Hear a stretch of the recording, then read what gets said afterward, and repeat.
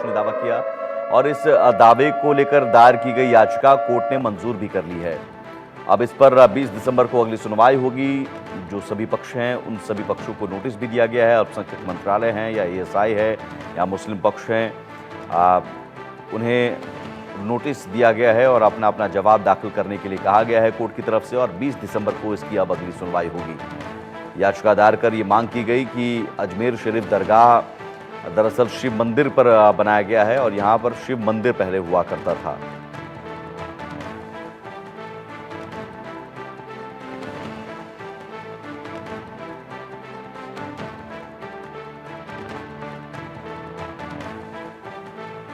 सांसद असदुद्दीन ओवैसी साहब हैं।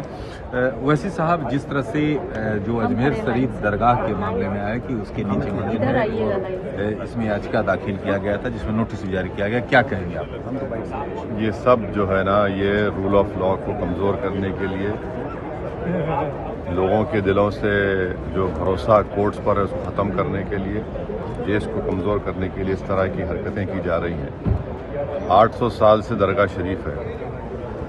मुग़लों ने उसको, बादशाह अकबर ने वहाँ पर ज़मीनात दी, किला बनाया, सराय बनाया। जब मुग़लों का दौर ख़त्म हुआ तो मराठाओं ने वहाँ पर हुकूमत की।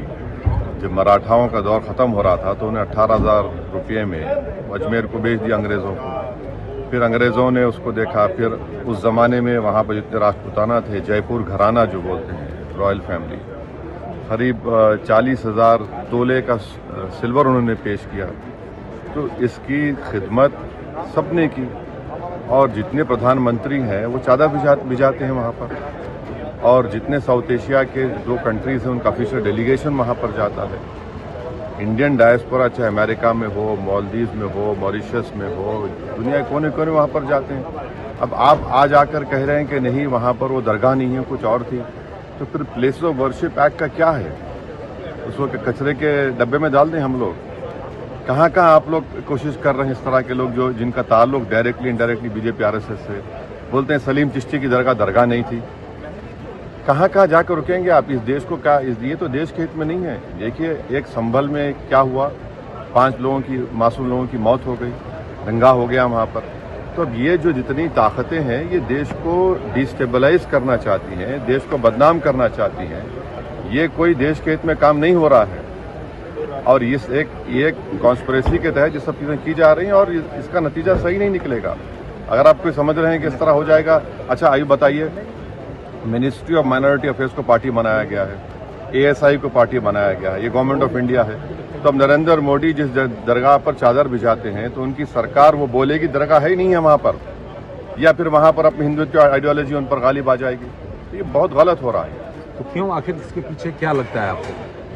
इसके पीछे एक ही है कि मुसलमानों को दबाया जाए, मुसलमान की मस्जिद दरगाहों को उनसे छीन लिया जाए, उनको अप्रेस किया जाए, सप्रेस किया जाए, उनको डरा कर रखा जाए, उनको दूसरे दर्जे का शहरी बनाने की कोशिश की जा रही है। यही हरकतें और कुछ नहीं।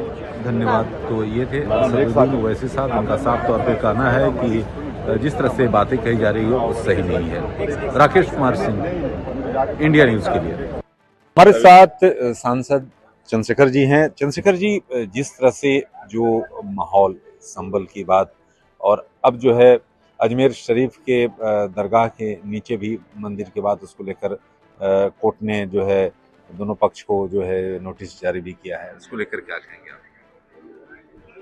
बर्बाद गुलिस्ता करने को एक ही उल्लू काफी था। हर साख पे उल्लू बैठे हैं, अंजाम गुलिस्ता क्या हो। हम देश को जोड़ना चाहते हैं, देश के लोगों में भाईचारा बनाना चाहते हैं, संविधान के मूल्यों के साथ खड़ा होना चाहते हैं, एकजुट होके विरोधियों का सामना करना चाहते हैं, देश विरोधियों का, या देश को बांट के और गैर बराबरी को बढ़ावा देके धार्मिक, आर्थिक, सामाजिक आधार पे फिर से आजादी से पहले हालात में जाना चाहते हैं। ये हमें तय करना।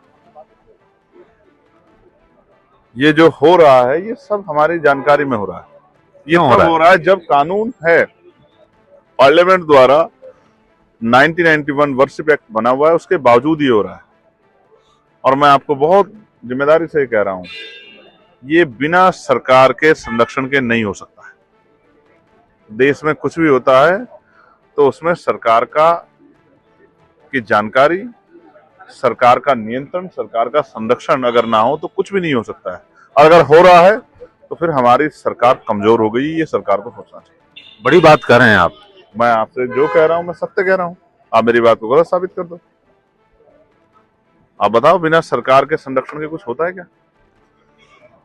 जिस चीज को पार्लियामेंट में, जिस बात पे कानून बन गया है, अब पार्लियामेंट से बड़े हो गए क्या डिस्ट्रिक्ट मजिस्ट्रेट?